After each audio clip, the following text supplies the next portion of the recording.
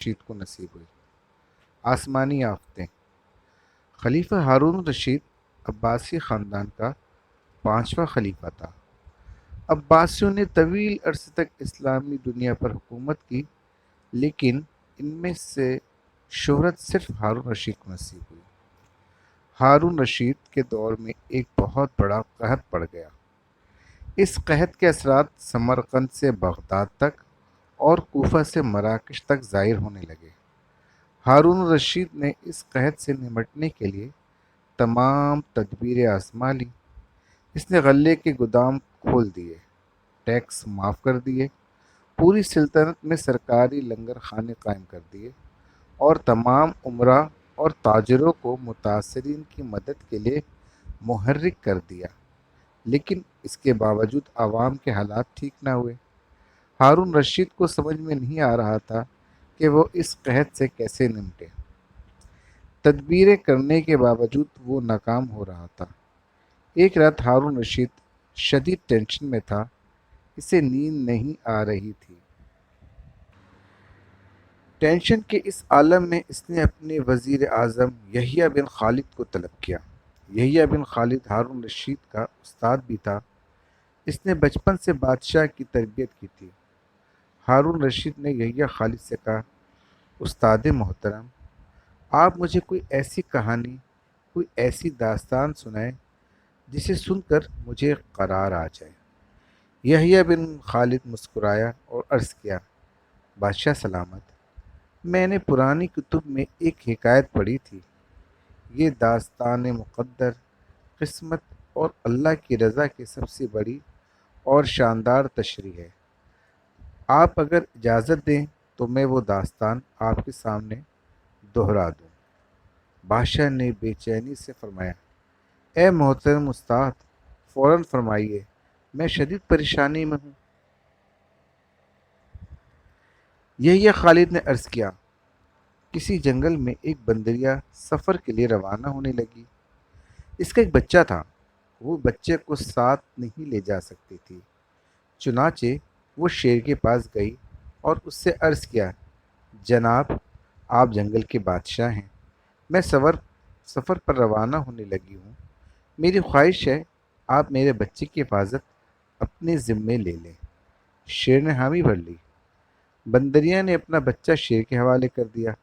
شیر نے بچہ اپنے کندھے پر بٹھا لیا۔ بندریا سفر پر روانہ ہو گئی۔ اب شیر روزانہ بندر کے بچے کو کندھے پر بٹھاتا اور جنگل میں اپنے روزمرہ کے کام کرتا رہتا۔ ایک دن وہ جنگل میں گھوم رہا تھا کہ اچانک ایک عقاب اوپر سے آیا، شیر کے قریب پہنچا، بندریا کا بچہ اٹھایا اور فضا میں گم ہو گیا۔ شیر جنگل میں بھاگا دوڑا، لیکن وہ عقاب کو نہ پکڑ سکا۔ یحییٰ خالد رکا، اس نے سانس لی اور خلیفہ ہارون رشید سے عرض کیا، بادشاہ سلامت، چند دن بعد بندریا واپس آئی اور شیر سے اپنے بچے کا مطالبہ کر دیا۔ شیر نے شرمندگی سے جواب دیا، تمہارا بچہ تو عقاب اٹھا کر لے گیا ہے۔ بندرے کو غصہ آ گیا اور اس نے چلا کر کہا، تم کیسے بادشاہ ہو؟ تم ایک امانت کی حفاظت نہیں کر سکے؟ تم اس سارے جنگل کا نظام کیسے چلاؤ گے؟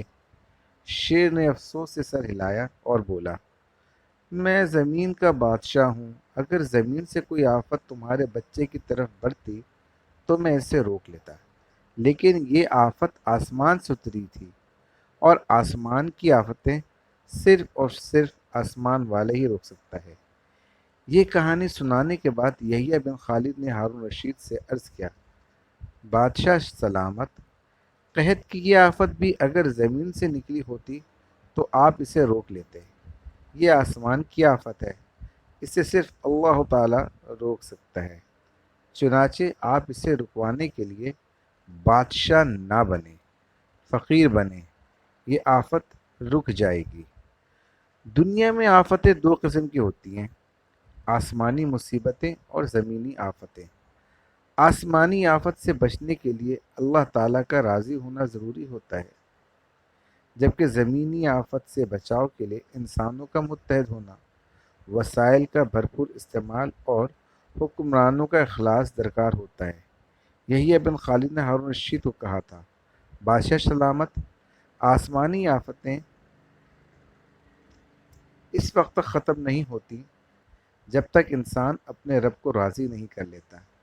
آپ اس آفت کا مقابلہ بادشاہ بن کر نہیں کر سکیں، چنانچہ آپ فقیر بن جائیں، اللہ کے حضور گر جائیں، اس سے توبہ کیجیے، اس سے مدد مانگیے، یہ آفت ضرور دور ہو جائے گی۔ ہارون رشید کو سمجھ میں آ گئی۔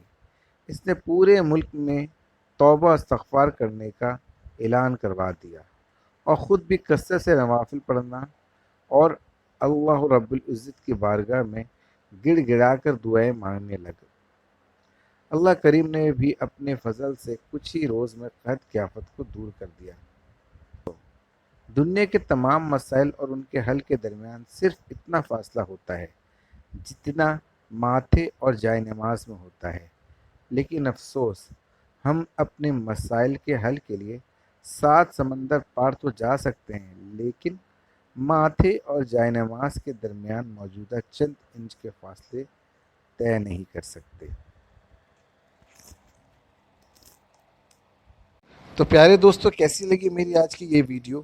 اگر میری یہ ویڈیو پسند آئی ہو تو میری ویڈیو کو لائک کریں اور شیئر کریں، اور ہاں دوستو، میرے چینل کو لازمی سبسکرائب کر لیں تاکہ ہر نئی آنے والی ویڈیو کی نوٹیفیکیشن سب سے پہلے آپ تک پہنچ سکے۔ چلے دوستو، ملتے ہیں ایک نئی نیکسٹ ویڈیو کے ساتھ، تب تک کے لیے اللہ حافظ۔